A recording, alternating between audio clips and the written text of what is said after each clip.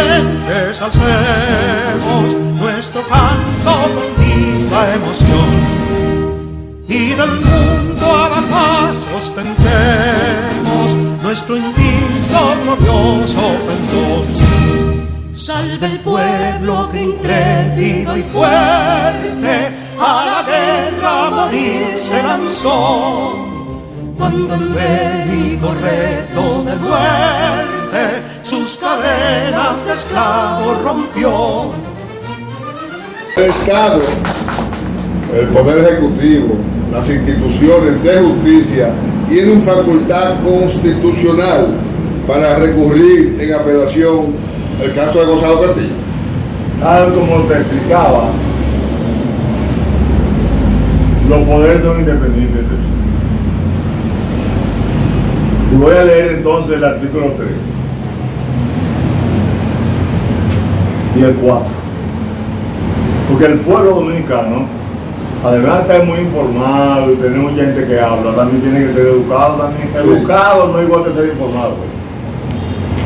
La Constitución, aquí hay que constitucionalizar este país. Y fuimos con un proyecto al Congreso en el 2015 y lo depositamos para eso. Pero al gobierno de turno no le interesaba. Y al de ahora le ha interesado poco, porque se lo hemos planteado y no lo han hecho. Sí. Pero no obstante a eso, nosotros no podemos negar el derecho que tiene el presidente a hacer lo que le corresponde desde el punto de vista constitucional. Mire, vamos a repetir la lectura del artículo 3, que dice que nos habla de la inviolabilidad de la soberanía y principio de no intervención. La soberanía de la nación dominicana, Estado libre e independiente de todo poder extranjero, es inviolable. Nadie la puede violar. Y veamos lo que sigue diciendo.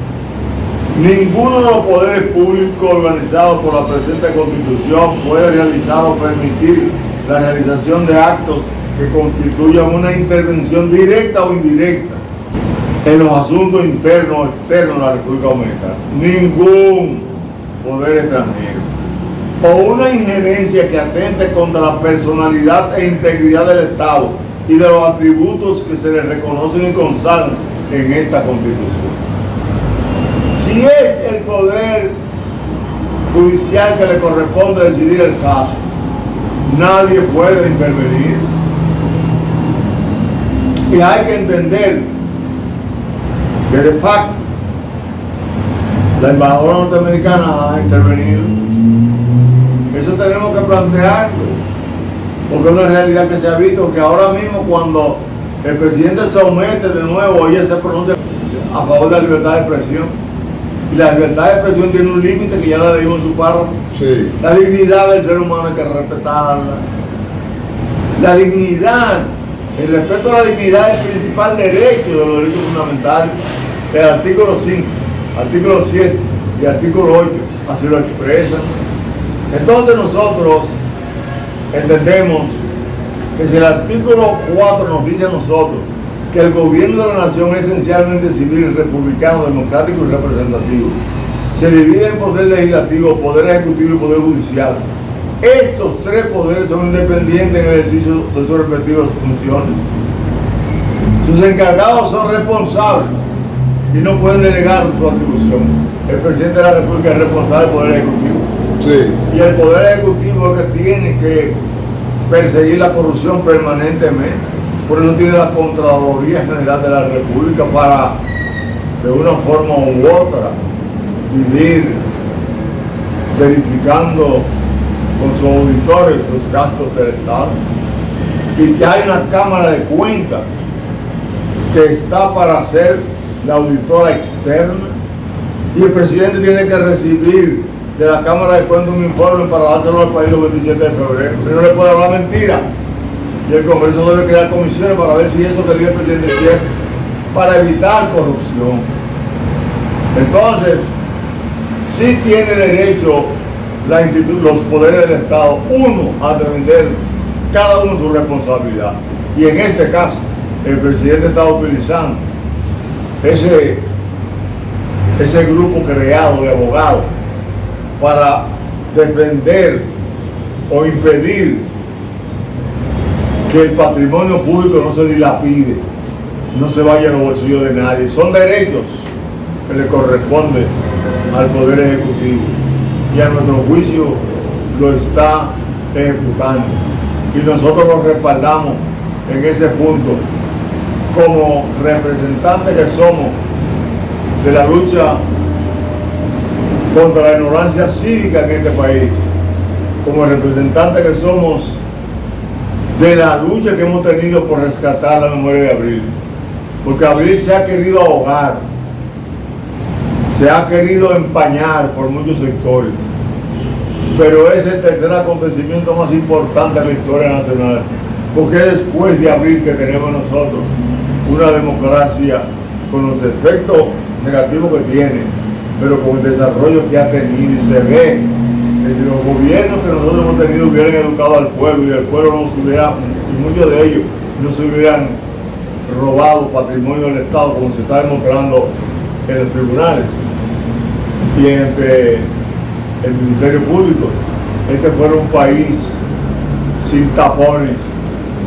pero un país con hospitales como Ney Área Lora en toda la provincia, fuera un país que tuviera puentes elevados, un país que tuviera choferes educados, motoristas educados por los ayuntamientos que le corresponde, pero no lo es, porque los que van al poder, la mayoría de ellos no conocen la Constitución.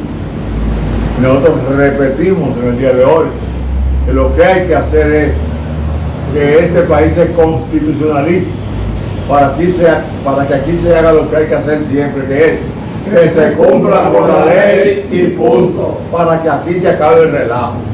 ¿Qué le solicita esta fundación a la Embajada Norteamericana de los Estados Unidos para mejorar la democracia y la seguridad nacional y la soberanía? Mira,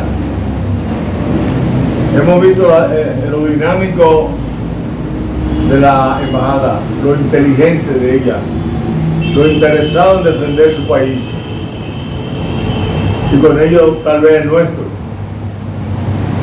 Pero nosotros quisiéramos pedirle que los poderes del Estado resuelvan los casos de corrupción, que lo vean y que el país apoye la lucha contra la corrupción en la medida que ella les sea posible. Que para nosotros no es comparable el lawfare que le hicieron a Donald Trump con la persecución contra la corrupción que se ha dado aquí contra funcionarios políticos que han violado la Constitución. No es parecido. Ahora, ¿qué nosotros necesitamos que nos ayude los Estados Unidos? Que nos ayude la seguridad nacional. Que nos ayude desde el Consejo de Seguridad de las Naciones Unidas a que Haití sea protegido con una medida militar para poder aplacar la anarquía de las bandas. Que eso lo consagra el propósito de las Naciones Unidas en su primer artículo, no hay que ir tan lejos. Que nos ayude a crear las condiciones económicas en Haití, que promuevan un grupo de países industrializados para que en Haití se vayan formando zonas francas para ensamblar vehículos, para ensamblar neveras, para ensamblar abanicos, para ensamblar bicicletas, para ensamblar aire acondicionado, y que eso produzca entonces que haya empleo en Haití, una oferta de empleo. Eso debe hacerse y ellos lo pueden hacer. Es importante que los Estados Unidos sea un puente entre la oligarquía haitiana y la oligarquía dominicana para que todos esos fondos que ellos han acumulado tantos años y los tienen en bancos extranjeros, lo utilicen, hagan un pool de inversión en Haití para que las playas bonitas de Haití se conviertan en centros turísticos. Esa es una ayuda a Haití, que haga un plan de reforestación en Haití para que las tierras de Haití sean cultivables en algún momento. Haití puede ser una gran nación con la ayuda internacional, porque son los pueblos internacionales los que han provocado la miseria de Haití. Si Napoleón no invade Haití en 1802 para volverla esclavo, cuando ya Toussaint Louverture tenía el problema resuelto, Haití no cae en esa guerra fratricida de independencia donde se eliminaron los centros de producción para poder obtener en el 1804 la libertad que ellos necesitaban y habían conquistado ya en el 1793 bajo la dirección de Toussaint Louverture.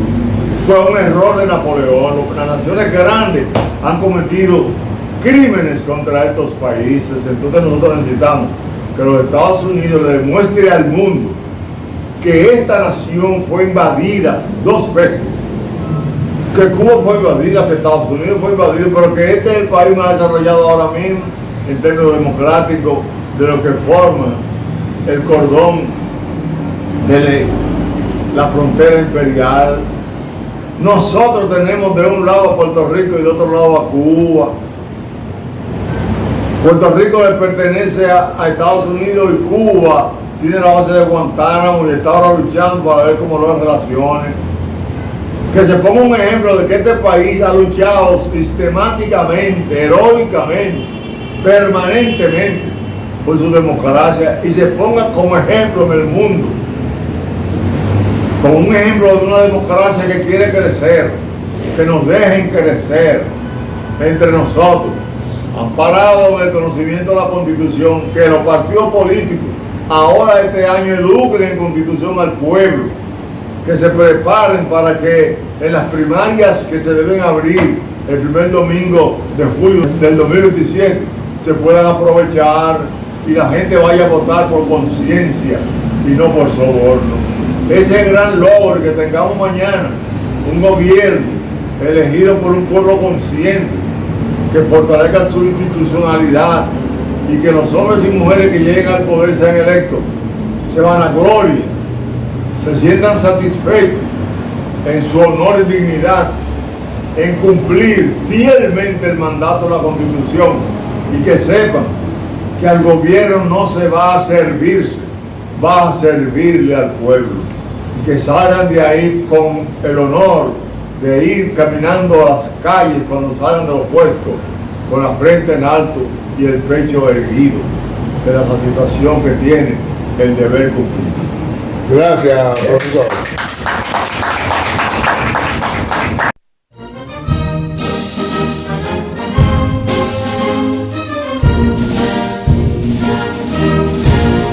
Quisqueyanos valientes alcemos nuestro canto.